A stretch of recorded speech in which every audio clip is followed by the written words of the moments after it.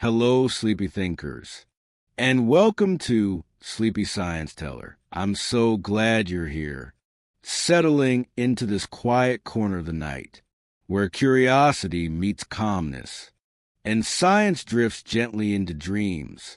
Tonight, we'll be exploring something both strange and deeply human, a phenomenon that makes us question our very sense of memory, and sometimes even our reality. It's called the Mandela effect, a curious case where thousands, sometimes millions of people share the same false memory. Before we begin, take a slow breath in and let it out gently. Now, if you'd like, you can leave a little note in the comments. Just tell me where in the world you're listening from and what time it is right now where you are. It's always so peaceful to see how many of us are falling asleep under the same sky, even if we're miles apart.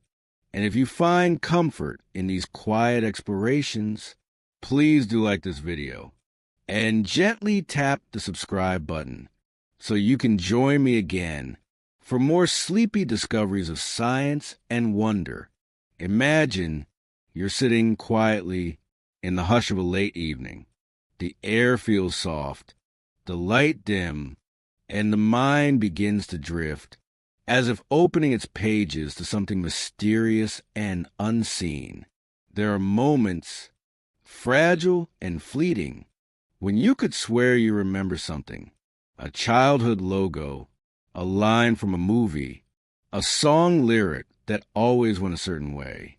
You remember it clearly, so clearly that it feels impossible to doubt. And then someone tells you it never existed, or that you're wrong, and for a heartbeat you hesitate. A flicker of confusion crosses the mind, a question that seems to echo softly. How can that be? That feeling, that tiny shiver of uncertainty, is the beginning of what we call the Mandela effect. It's a name given to a strange and beautiful puzzle, where groups of people across the world remember the same detail incorrectly, yet with such confidence, such emotion, that the false memory feels as real as anything they've ever known. Scientists describe it as a collective false memory, but to those who experience it, it often feels much deeper, like a ripple in time, a whisper from another version of reality. Perhaps you felt it too, that soft jolt when you see something familiar and realize it isn't quite as you remembered. A logo seems to have changed. A book title looks wrong. A famous line sounds different. You blink, recheck, and wonder, was it always this way, or did the world shift while I wasn't looking? To understand the Mandela effect, we first step into the delicate landscape of memory itself. Memory, you see, isn't like a camera recording and replaying perfect footage of the past. It's more like a story, one we keep rewriting, redecorating, and retelling. Every time we remember it, each recollection is an act of imagination. When we recall something, we rebuild it from fragments, from sight, sound, emotion, and context. And with each reconstruction, tiny changes sneak in, barely noticed at first, until the story shifts ever so slightly. Now imagine that thousands of people share the same incomplete story. They all fill in the missing details in roughly the same way, because they grew up with similar influences, similar movies, similar advertisements, the same pop culture echoes. And so they create a shared illusion, a collective mirage of memory. Take, for instance, the phrase many remember from Star Wars, "Luke, I am your father." It sounds right. It feels right. But the true line, spoken by Darth Vader, is simply, "No, I am your father." Yet millions insist they remember it the other way. or the childhood book series so many of us loved, the Berenstain Bears, spelled with an E-A-N, except it has always been Berenstain with an A. Photographs, scans, digital archives, they all show the same thing. But still, in minds around the world, the older spelling lives on, vivid and unshakable. These are small details, harmless perhaps, but they show us something profound. Our memories are not fixed recordings. They're living organisms, growing, changing, and adapting, shaped by suggestion, repetition, and belief. When one person speaks a memory aloud, another hears it, and their brain quietly adjusts, aligning itself to match. This is how communities, even entire cultures, can share the same beautiful mistake. Psychologists study this phenomenon to better understand how fragile and how creative the human mind truly is. They find that false memories arise from the same mechanisms that make real memories strong: association, pattern seeking, and emotional tagging. When we experience something that resonates, our brains tied to feelings, nostalgia, excitement, fear, or warmth. Later, when we recall it, the emotion comes back first, pulling the nearest matching picture from our mental archive. If a detail doesn't fit, the brain quietly edits it so that the emotional memory remains whole. Truth bends, but the feeling stays intact. In that way, the Mandela effect is not a flaw. It's evidence of how beautifully adaptive the mind can be, how it preserves meaning, even when facts fade. But still, the effect leaves us with haunting questions. Why do so many of us make the same error? Why does one false version become universal? Part of the answer lies in social reinforcement. Once a memory is shared online, people discuss it, agree with it, and strengthen it. The more it's repeated, the more familiar it feels, and the brain equates familiarity with truth. It's called the illusory truth effect. In this gentle loop of repetition, a rumor becomes memory, and memory becomes belief. Yet there's something poetic here, too. The Mandela effect reminds us that reality itself is not only built from facts and timelines, but also from shared perception. We live inside stories, personal ones, collective ones, and those stories create the world we recognize each morning. So when we speak of the Mandela effect, we're not just speaking of confusion or error. We're speaking of the mind's yearning for coherence, its desire to see patterns, its quiet artistry in shaping meaning from chaos. If you close your eyes for a moment, you might picture countless minds around the world, all remembering the same false detail together. Millions of tiny lights glowing in unison, each convinced of its own truth. It's almost beautiful, isn't it? A constellation of imagination, sparkling in the dark sky of collective thought. And that, in essence, is what the Mandela effect truly is. Not a glitch, not a tear in the universe, but a reflection of how human memory, though imperfect, weaves us together. It shows that even in error, we are connected, our minds resonating with one another, searching for harmony in the great, mysterious symphony of remembrance. Picture this: a quiet evening in 2009. The world is connected in new ways. Social media has begun to weave distant minds together, and small curiosities begin to ripple through conversation threads. Among them, a woman named Fiona Broom, a researcher and writer of the paranormal, attends convention, a casual gathering where people discuss strange mysteries of history and science. There, Amid laughter and late-night conversation, a curious moment unfolds. Fiona mentions her memory, one she has carried for years, of hearing that Nelson Mandela, the anti-apartheid leader from South Africa, had died in prison during the 1980s. She remembers the news coverage vividly, the mourning, the televised funeral, the speeches from world leaders, the sadness she felt. Others in the room pause. Then, one after another, they nod slowly and say, "Yes, I remember that too." More voices join in. People recall watching reports about riots, about national mourning, even about memorial tributes that never existed.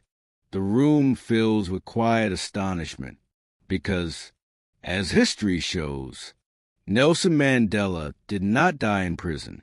He was released in 1990, became South Africa's president in 1994, and lived until 2013. So how could so many people share the same vivid, detailed, yet entirely false memory? That question lingered in the air like smoke, softly curling and refusing to fade. It was then that Fiona Broome gave it a name, the Mandela effect, a phrase born from the merging of millions of mismatched recollections, and a single man's extraordinary story. After that moment, something unusual happened. The idea spread, slowly at first, then like gentle ripples across a pond. People began to question their own memories.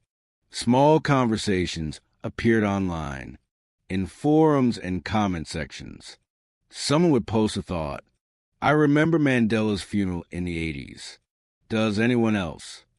And hundreds of replies would follow. "Yes, I remember that too." Others began to share their own examples of collective confusion. Logos that looked different than before, movie quotes that had subtly changed, famous products whose spelling seemed off. Communities began to form around these odd inconsistencies. People drawn together by curiosity, wondering how their memories could all be so wrong, and yet so aligned. In 2010, Broome published her thoughts online, and her website quickly became a gathering place for people who experienced similar memory anomalies. They came from all over the world, different cultures, languages, and ages, yet they shared the same astonishment. "I'm not crazy," they would write, because thousands of others remembered too. What began as a small conversation soon became a worldwide discussion, a soft revolution in how people thought about memory, reality, and the boundaries of truth. New examples poured in. People remembered Curious George with a tail when he never had one. They recalled a line from Snow White as "Mirror, mirror on the wall," though the true line was "Magic mirror on the wall." Others swore the Monopoly man had a monocle, but he never did. The world began to realize that this wasn't just about Mandela. It was a window into the fragile, flexible architecture of the human mind. And yet, the name remained perfect, simple, memorable, mysterious. The Mandela effect, a reminder that memory, though it feels like truth, is often just perception, and that perception, when shared, can become its own kind of collective dream. To understand why this name resonates so deeply, we must look gently at the life of Nelson Mandela himself. He was born in 1918 in the small village of Mvizo, South Africa. Through courage and conviction, he became a symbol of resistance against apartheid, the brutal system of racial segregation that ruled his country. Mandela was imprisoned for 27 years, and during that long silence behind prison walls, his story spread across the world. He became an icon, a symbol of struggle, sacrifice, and the dream of freedom. Many people followed his story through scattered news reports. Some lost track, and over time, their memories blurred together with rumors, fragmented broadcasts, and the quiet assumption that he had never been released. In the 1980s, there were widespread political protests, and many African leaders did die in conflicts or prison. It's not hard to imagine how the mind, try and make sense of distant and complex stories, merge those fragments into one image. A solemn funeral for Mandela, when he was released in 1990, alive, smiling, and still full of hope. The dissonance between memory and reality was quietly buried in many minds. It wasn't until decades later, when people began sharing their old recollections online, that the contradiction emerged. And when Fiona Broome gave that confusion a name, the name stuck because it carried both history and humanity within it. It spoke of a man who represented resilience and a world of minds that represented imperfection. Together, they formed the story of the Mandela effect, a concept that gently reminds us how delicate the threads of memory can be, how easily emotion can color truth, and how deeply our minds crave pattern and meaning.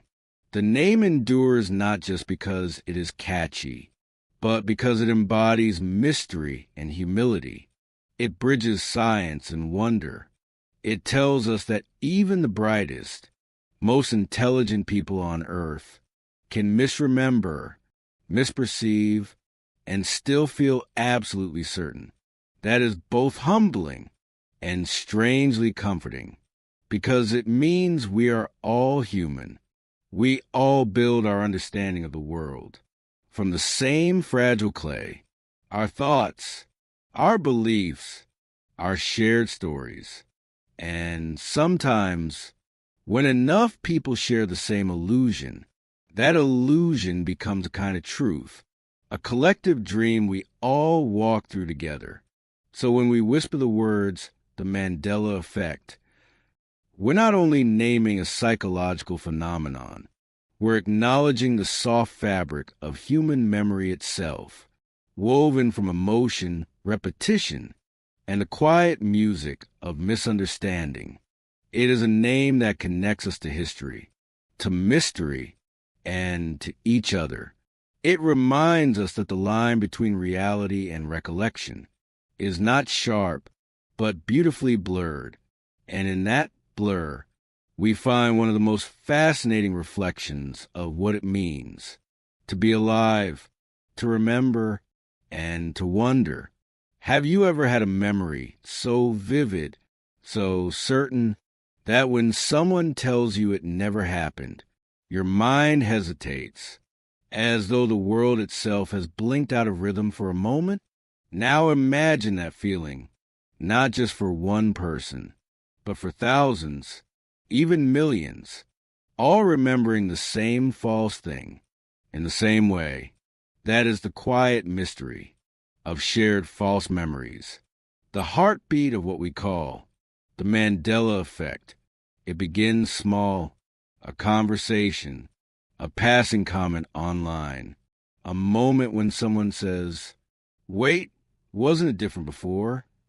And then it spreads like a soft echo through a crowd. One voice becomes two, two become hundreds, until suddenly the world seems divided between what is remembered and what is real. Shared false memories have a power of their own. They connect people through confusion, through curiosity, and through that faint, haunting feeling that reality might be more flexible than we once believed. It's a phenomenon that lives somewhere, between psychology and culture, between science and wonder, and it's everywhere, woven into the smallest corners of our daily lives. Let's wander through a few of these strange recollections, and see what they whisper about the human mind. Many people, for example, remember the famous children's book series as the Berenstain Bears. Spelled with an yan, it feels familiar, it looks correct, and yet it has always been Berenstain with an A. Photos of old book covers confirm it, publishers confirm it, but still, people around the world swear they can see the E in their mind's eye. Some even claim to have old books that once showed it that way, only to find, upon checking, that the spelling has somehow changed. It's such a small detail, but it stirs something deep, as though the mind is reaching across dimensions, trying to reconcile two versions of a remembered world. Others remember the Monopoly man, with his top hat, cane, and monocle. He's so clear in their minds. They can see him, smiling, leaning forward, the little glass over one eye. And yet, there has never been a monocle. The mascot of Monopoly has never worn one, but somehow millions can picture it as vividly as if they'd seen it yesterday. Psychologists say this may come from association. We link the Monopoly man with the image of other wealthy cartoon characters, like Mr. Peanut. Who does wear a monocle? Our brains, seeking pattern and meaning, quietly merge the two.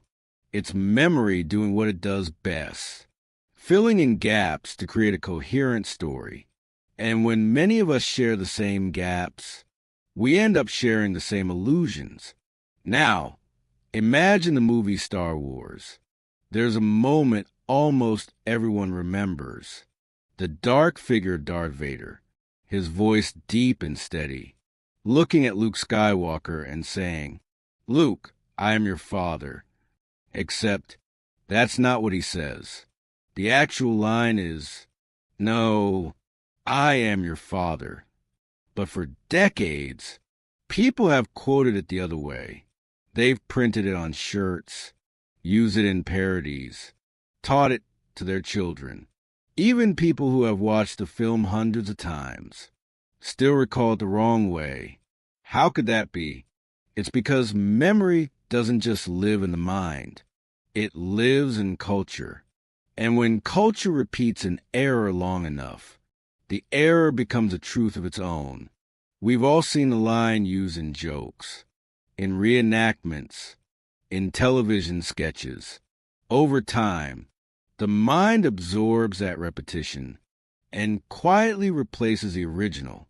Our brains, after all, are wired to value consistency over accuracy. The same thing happens with "Mirror, mirror on the wall" from Snow White. It's the line everyone quotes, the one etched into memory. But in the original film, the evil queen says, "Magic mirror on the wall." Still, for generations, we've all remembered it as "Mirror, mirror," because that's what we've heard from others, over and over, until it became truth in our shared imagination. This is the quiet beauty of collective misremembering. It binds us. It reminds us that even our errors can become a kind of cultural poetry. When enough people believe something, it takes on the shape of reality, at least within our collective experience. And perhaps that's the truest thing of all, that our shared beliefs, even mistaken ones, build the fabric of what we call the world. Shared false memories aren't just about pop culture, or movie lines, or logos. They can reach into deeper places, into the very stories of history itself. Some people, for instance, remember the portrait of Henry VIII, holding a turkey leg in his hand. They can see it clearly, his royal stance, his firm grip on the drumstick, a feast fit for a king. But there is no such portrait. It never existed. Historians have searched. Nothing, the image likely came from. Centuries of cartoons and parodies, depicting him as indulgent, powerful, and gluttonous. The mind filled in the rest. Other examples include the color of chartreuse. Many people swear it's a deep pink or red, when in fact, it's a bright yellow-green. Or the American geography puzzle, where people remember a place called Shazam, a 1990s movie about a genie starring the comedian Sinbad. They recall watching it as children, renting it from the video store, seeing the cover. But the movie never existed. It's a ghost of cultural memory, a blending of other films like Kazam with Shaquille O'Neal, and countless genie-themed shows of the era. What's so fascinating is how deeply those memories are felt when told that Shazam never existed. Many people react with disbelief, even sadness, as though they've lost something personal, because, in a way, they have.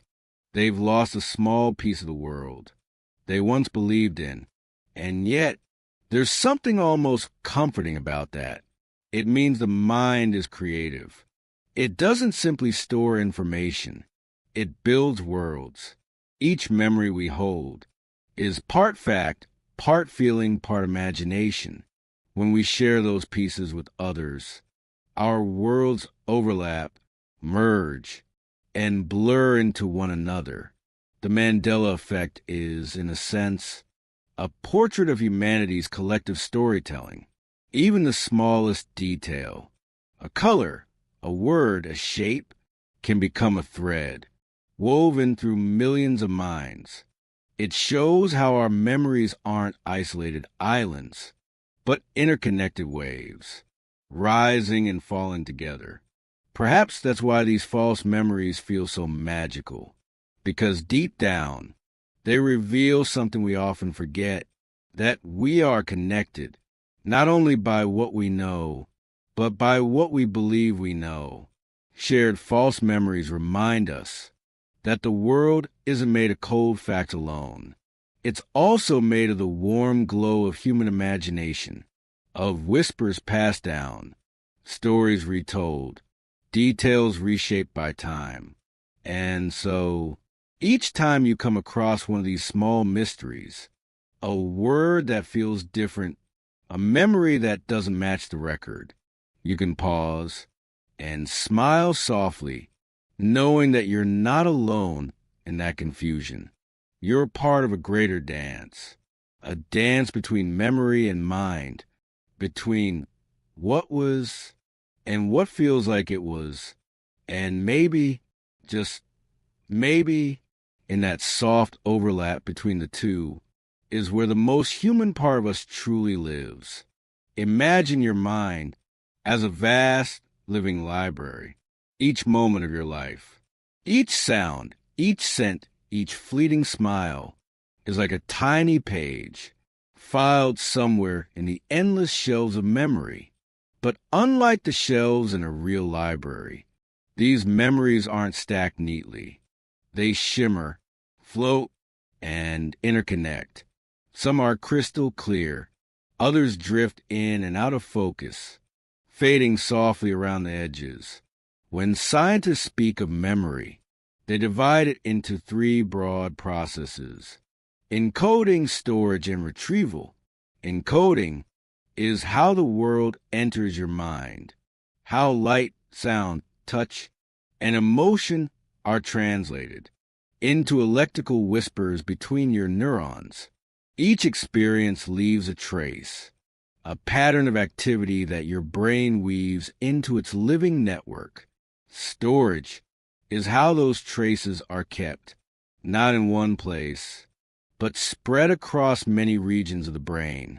The hippocampus, deep in the temporal lobe, acts like a master librarian, tagging new experiences, linking them with meaning, and filing them into long-term storage.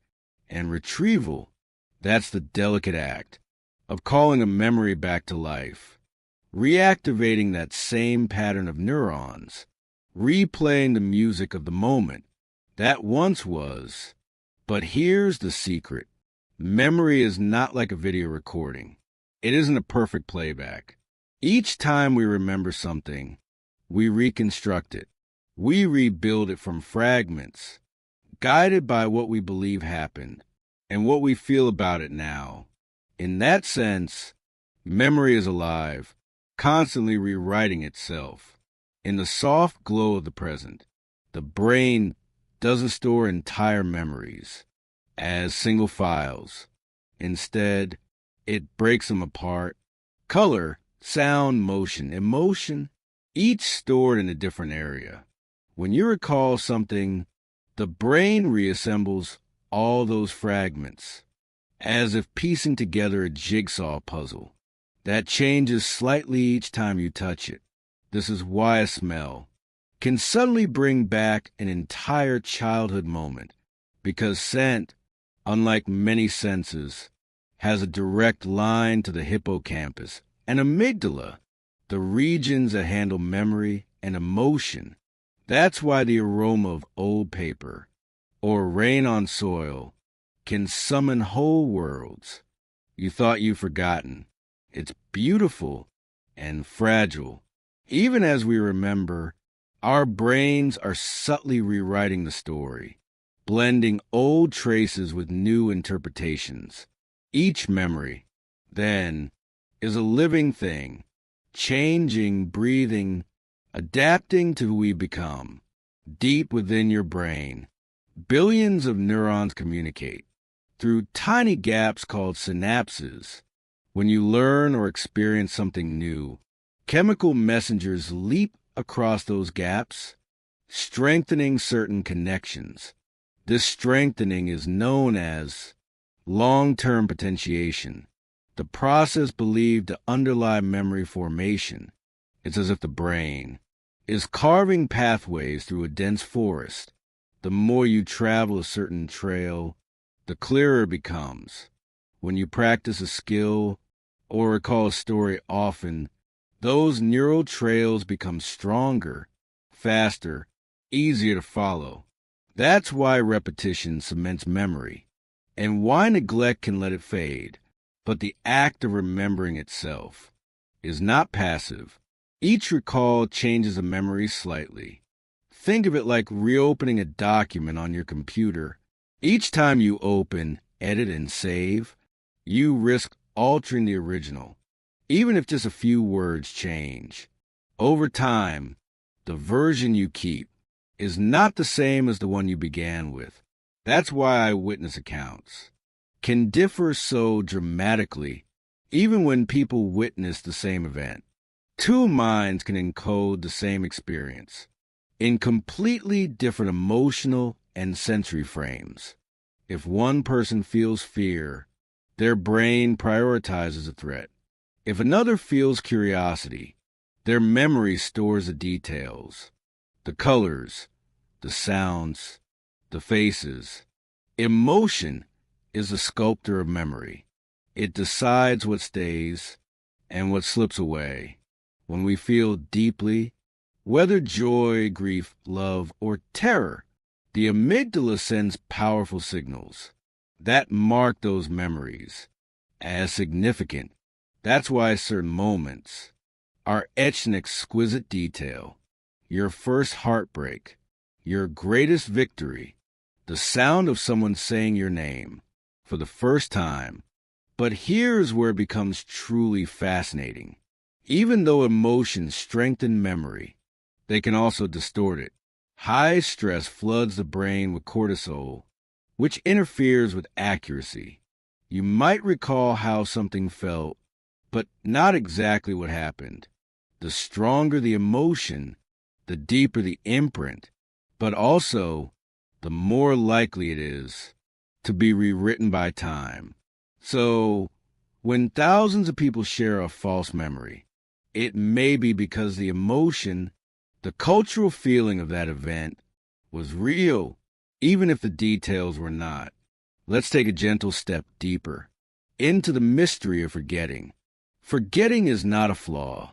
It's a feature a graceful way the mind clears space, keeps only what's meaningful, and lets go of what no longer serves us. Your brain is not designed to keep every detail. It filters, prioritizes, and reshapes. Only about 1% of what you experience each day ever becomes long-term memory. The rest simply fades, like mist in morning light. And yet, sometimes, those faint traces linger beneath the surface. They can reappear when triggered. A song, a place, a face. These are implicit memories, stored quietly in the background of consciousness. They can shape your choices, your moods, your dreams, without you even realizing it. The dance between remembering and forgetting is what gives life its texture. If we remembered everything, every detail, every second, we would be overwhelmed, unable to distinguish the vital from the trivial. So the brain chooses. It weaves together meaning, emotion, and imagination, creating a story that feels whole and true, even when it isn't. That is how memory works, not as a vault of perfect recollections, but as a living mirror, reflecting who we are and who we believe ourselves to be. Every time you recall a moment, you are not just looking backward, you are also shaping the present. Each memory you revive feeds into the person you are becoming. In that way, memory is not a record of the past, but a dialogue between past and present, between fact and feeling.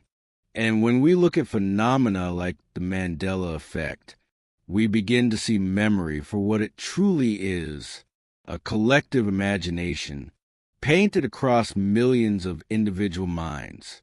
So, the next time a memory feels uncertain, don't rush to correct it. Instead, listen to it, because even in its imperfections, it tells a story, not just about what happened, but about who you are. Close your eyes for a moment and think of your favorite childhood place. Perhaps it's a small park, or a sunny room in your old home, or maybe a corner where you used to sit quietly, watching light shift across the walls. Picture it clearly: the color of the floor, the sound of distant voices, the faint smell of dust or wood or sunlight. Now pause. Ask yourself, are you remembering that place, or are you rebuilding it? You see, memory is not a recording, it's a reconstruction. Each time you recall an event, your mind gathers scattered fragments from across your brain and weaves them together again, like a weaver rebuilding a tapestry from threads. Scientists call this process memory reconstruction, and it is one of the most extraordinary features of human cognition. When you retrieve a memory, you are not simply pressing play. You are reassembling sensory details, emotions, context, and expectations, each influenced by your current state of mind. This is why two siblings, remembering the same event from childhood, often disagree about the details. Each has reconstructed the scene differently, colored by emotion, mood, and meaning. The fascinating and humbling truth is that every act of remembering is also an act of editing. You rewrite small pieces each time, sometimes adding new colors, sometimes losing old ones. And over years, a memory that once felt vivid and absolute can slowly become a story, faithful to feeling, but not to fact. This is the role of reconstruction. It is not deceitful, but creative, the mind's gentle way of keeping the past alive through imagination. When researchers study memory, they often use experiments that reveal how easy it is to reshape recall. In one famous study, psychologist Elizabeth Loftus showed participants a video of a car accident. She asked some, how fast were the cars going when they smashed into each other? And others, how fast were the cars going when they bumped into each other? The difference was only one word, but those who heard smashed later remembered broken glass, skid marks, and higher speeds, details that never existed in the video. The single word had changed their reconstruction of the event. That's the astonishing part. Memory is not stored as fixed images, but as pieces, patterns, and emotions that can be easily rearranged. So, each time you remember, you're not revisiting the past. You're repainting it. Think of the brain now, not as a computer, but as a painter. When you ask it to recall something, it dips its brush into memory, but also into imagination. It fills in gaps, smooths rough edges, and adjusts colors to make the picture feel whole. This ability is both beautiful and dangerous. Beautiful because it allows us to find continuity in the fragmented stream of our lives. It helps us tell our story, to connect moments into something meaningful, and dangerous because it can create illusions that feel absolutely true. When millions of people share a false memory, it's often because their minds, filled in the same missing details, driven by cultural imagery, stories, and emotional resonance. Take, for example, the famous line from Star Wars. Many remember Darth Vader saying, "Luke, I am your father." But the real line is simply, "No, I am your father." Why do so many recall it differently? Because in reconstructing the moment, our brains added context. We expected him to say Luke, to clarify who he was speaking to. So the mind, in its effort to make sense, rewrote the line, and then stored that revised version as the truth.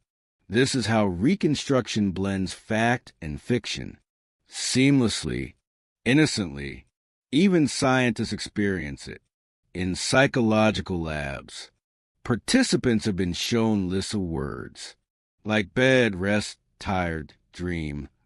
Later, many confidently recall seeing the word sleep, but it was never there. The brain simply filled it in because it fit the story. Reconstruction is, in essence, the mind's way of protecting meaning. It ensures that what we remember feels coherent, but coherence is not the same as accuracy. And so, in quiet ways, we all carry slightly altered pasts. When you remember a conversation from long ago, you might recall the words, but not perfectly. Your mind might soften the harshness or exaggerate the kindness. When you remember someone's face, you may be blending features from different moments. Our memories are like watercolors. They bleed into each other, flowing softly, creating beauty and distortion alike. This is why eyewitness testimony, as moving as it may be, is not always reliable.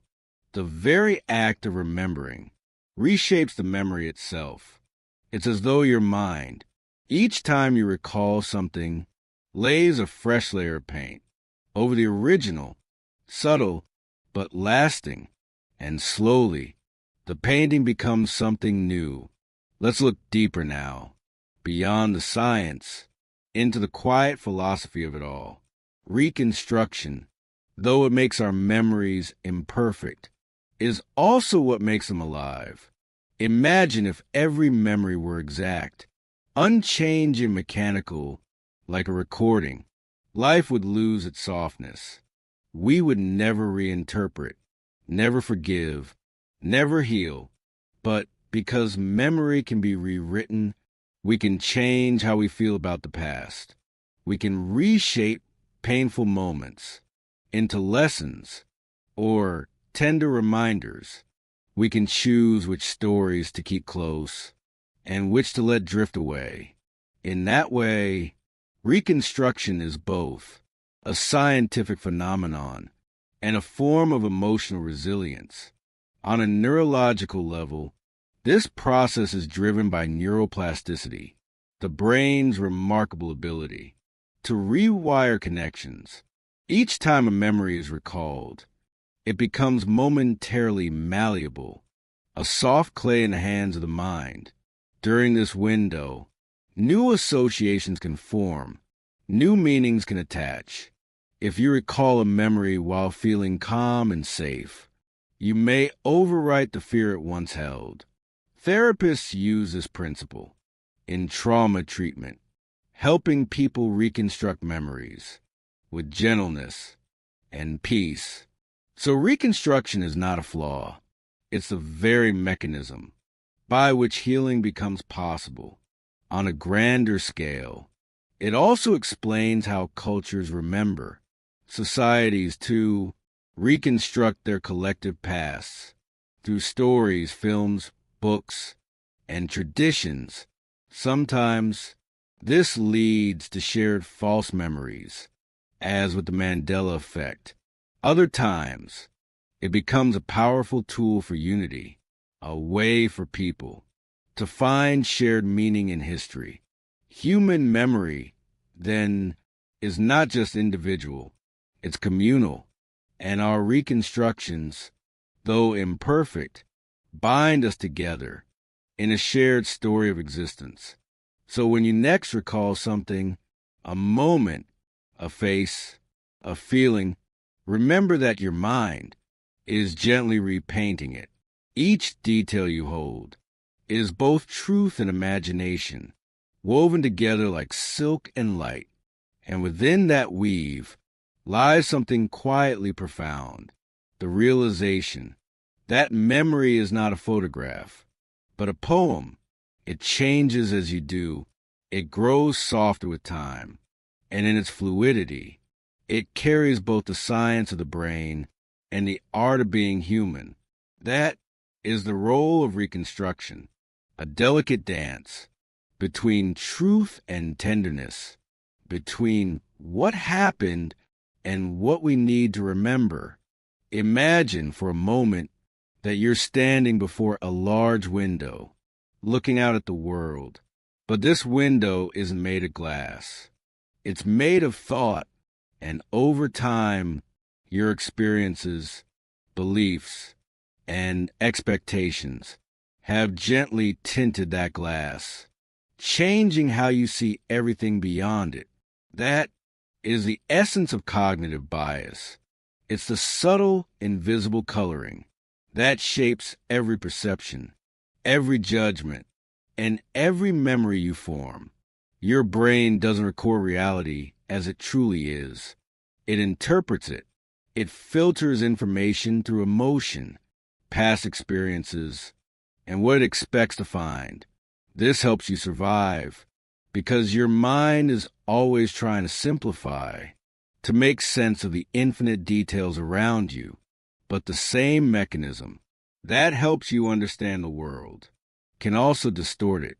There are many types of cognitive biases, each one a gentle twist in the mirror of perception. Confirmation bias makes you notice only the details that support what you already believe. It's why, when you're convinced something is true, you keep finding proof of it everywhere. Anchoring bias locks your mind onto the first piece of information you hear. And even when you learn more later, you still cling to that first impression.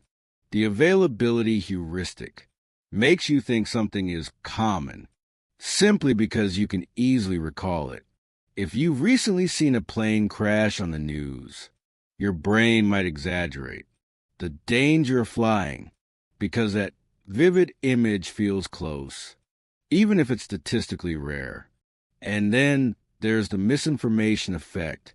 which connects deeply to the Mandela effect. It's when your memory changes after being exposed to new, misleading information. A headline, a conversation, a post online can subtly rewrite how you remember the past. Not intentionally, not maliciously, just through the gentle pull of suggestion. Our brains are storytelling machines. They crave patterns. And when they don't find them, they create them. So when a memory feels incomplete, your mind fills in the gaps.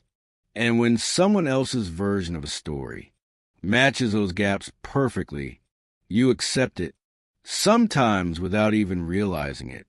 This is how cognitive bias and suggestion work hand in hand, quietly sculpting your perception into something that feels certain but isn't. In the case of the Mandela effect, these subtle biases spread through groups, cultures, and the internet until thousands of people begin sharing the same illusion. It feels powerful because it is powerful. The human mind, after all, doesn't just store reality, it recreates it. Now, imagine you are sitting in a calm, dark room. Someone tells you, very gently, that the next time you hear a bell, you will feel a cool breeze on your face. Moments later, the bell rings, and though no air moves, you swear you feel that breeze. That is the power of suggestion. Suggestion is the art of shaping experience. Through expectation, it doesn't force belief, it invites it. And the human brain, so eager to find coherence, often accepts the invitation. In experiments, psychologists have shown just how easily suggestion can influence memory.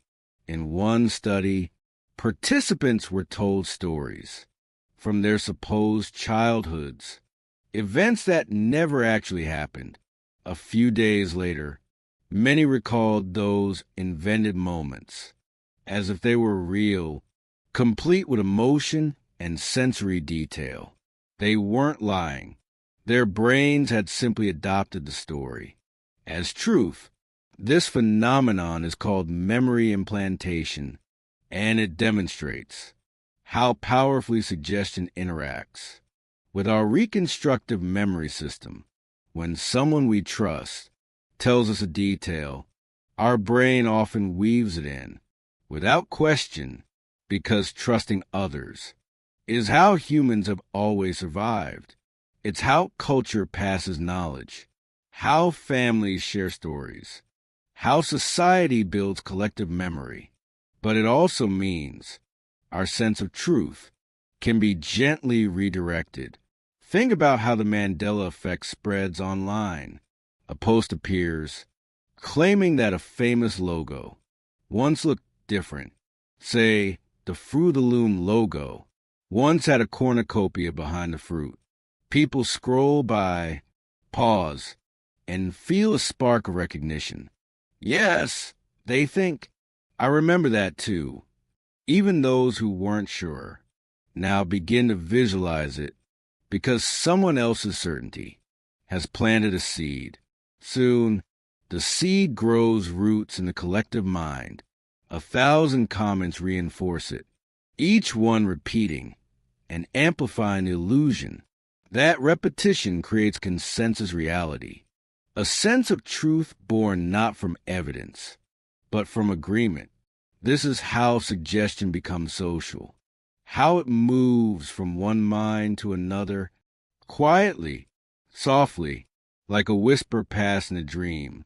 And once the suggestion fuses with memory, it feels as real as anything you've ever lived. Now let's breathe and step back for a moment.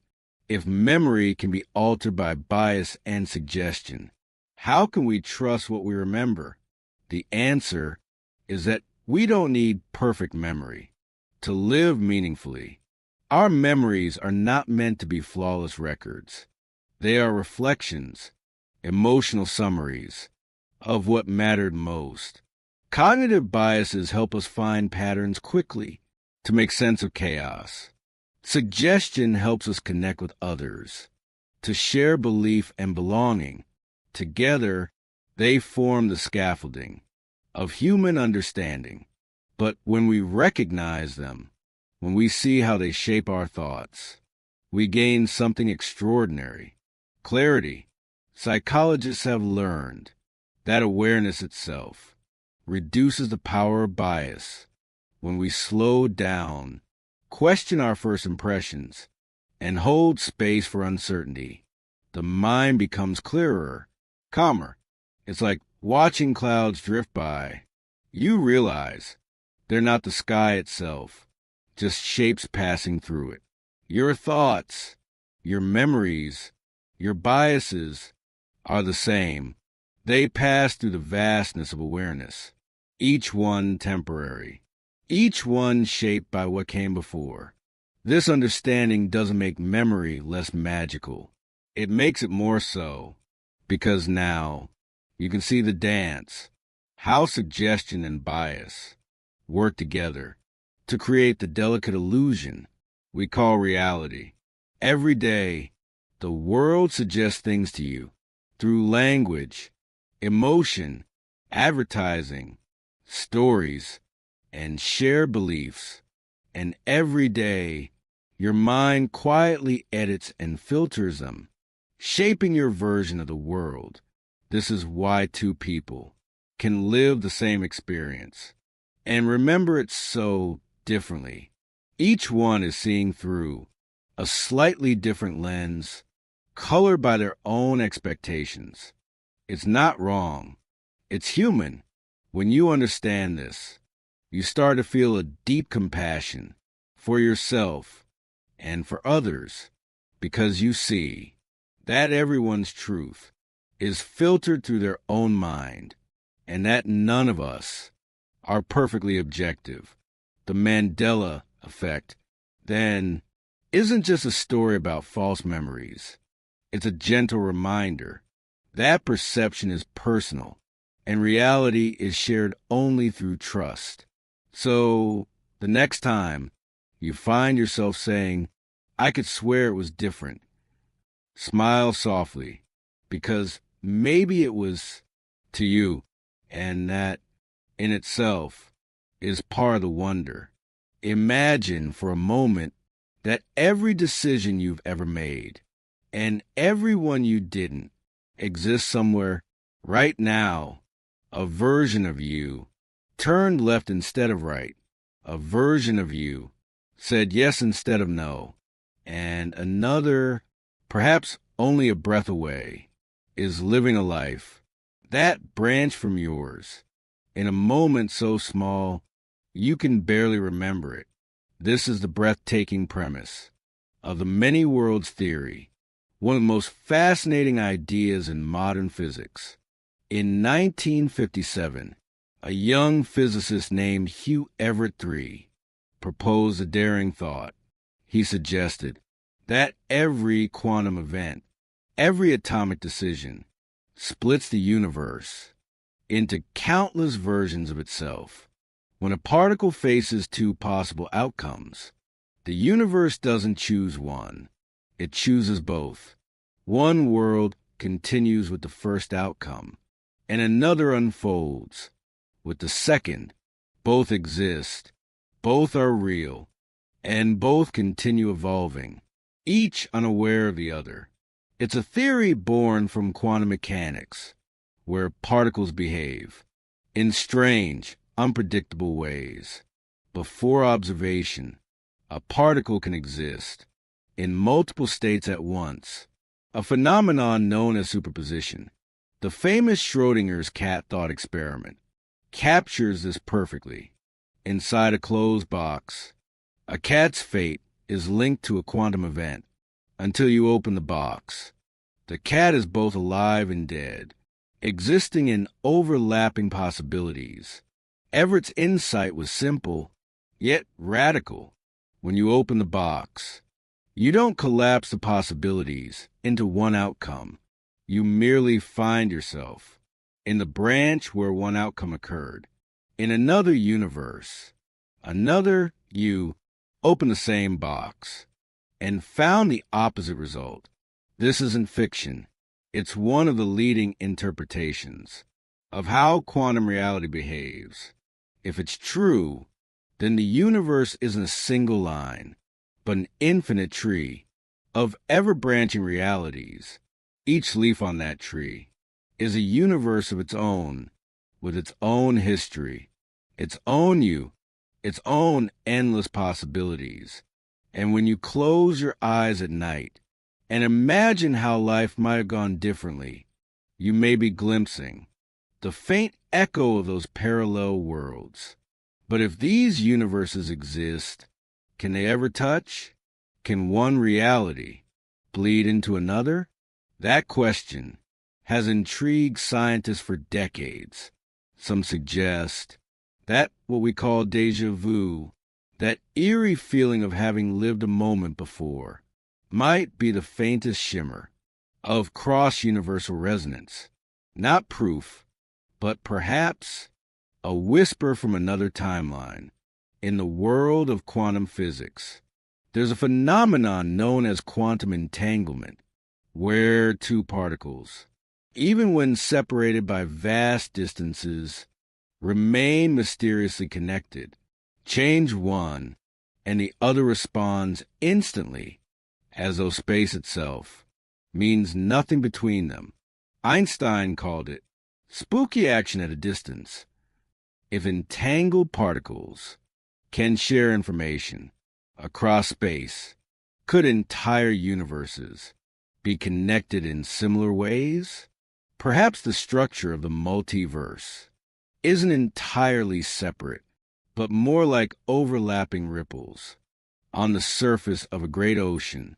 When one ripple grows strong enough, its wave may touch another, creating interference, a flicker, a moment of overlap, a déjà vu, a dream that feels too real, a memory that doesn't quite belong.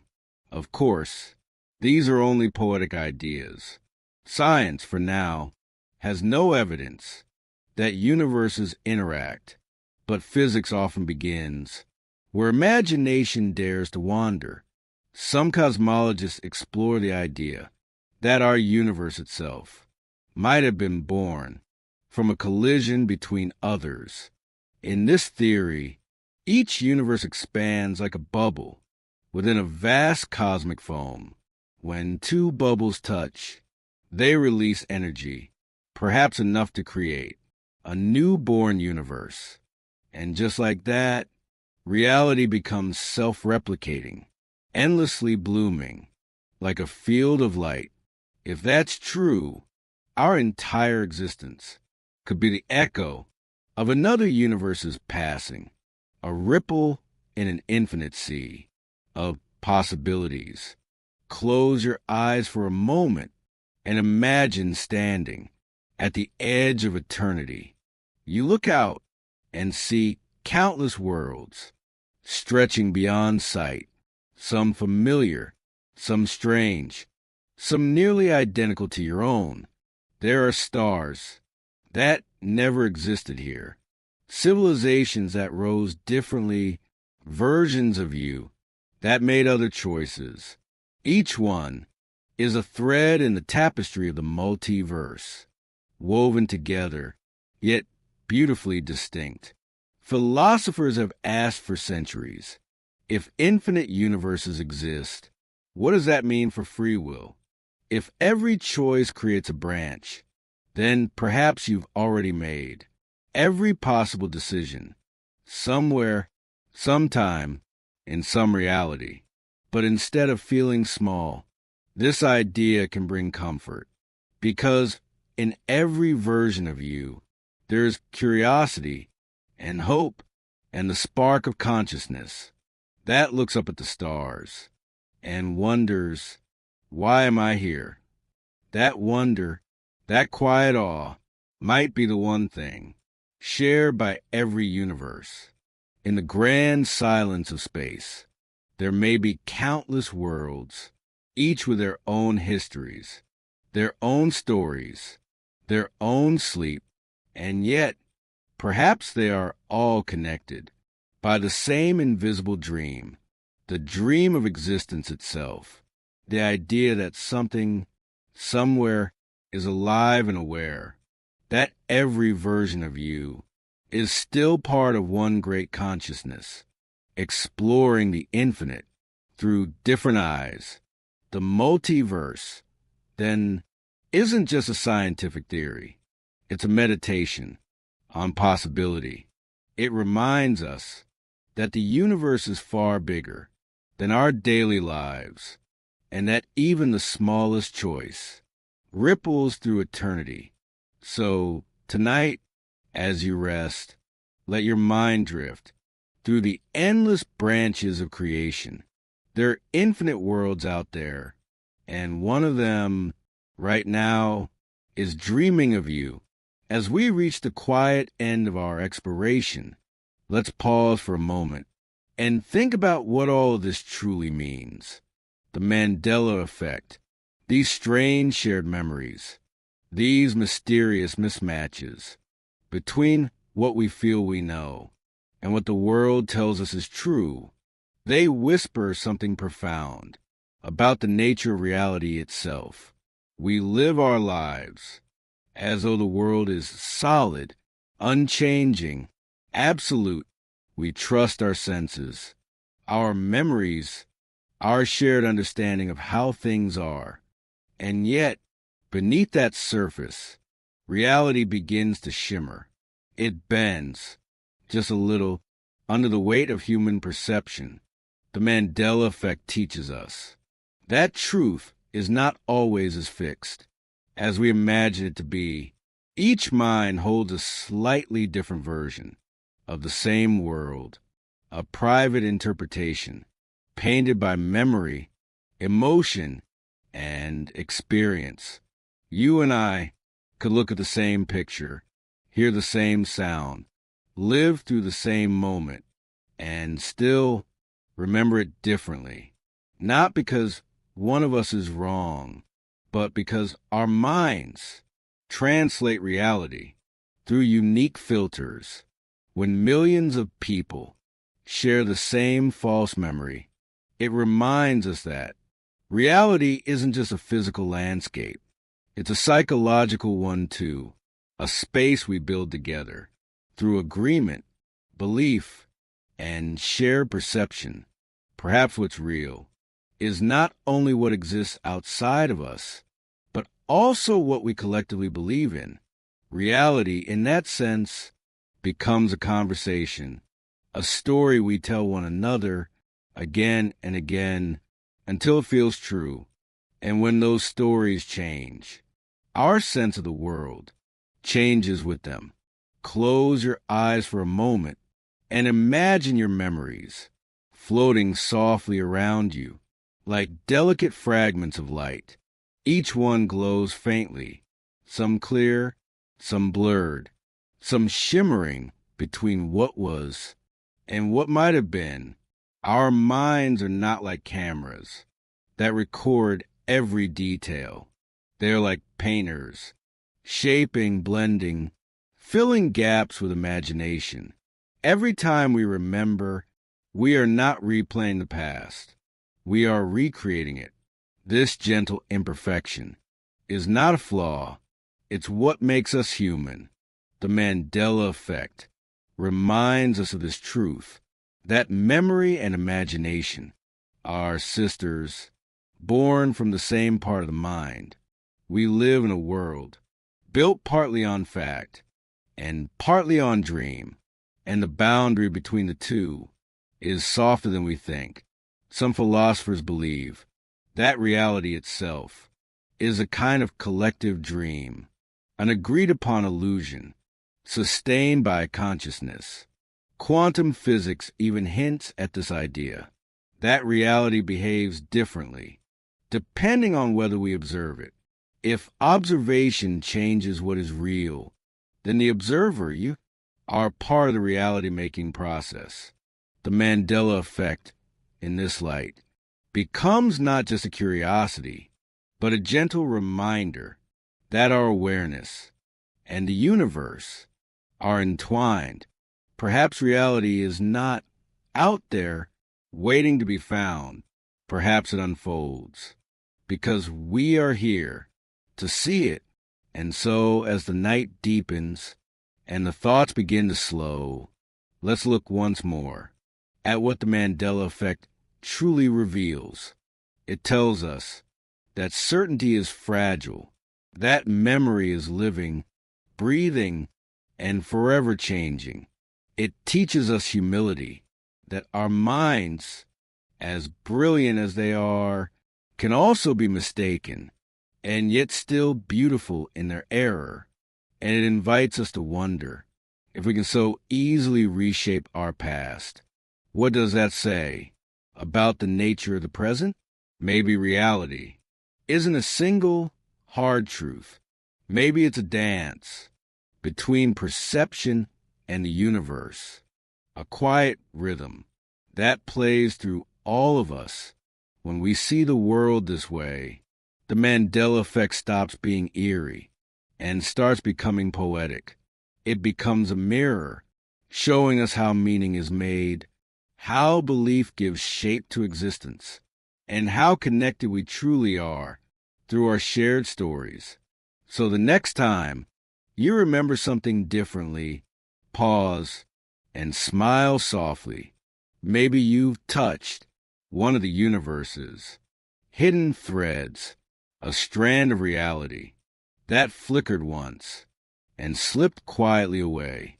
You may never know which version was true, but both were real in their own gentle way because you remembered them. And as we close our eyes tonight and drift deeper into rest, remember that even your dreams are part of this great mystery.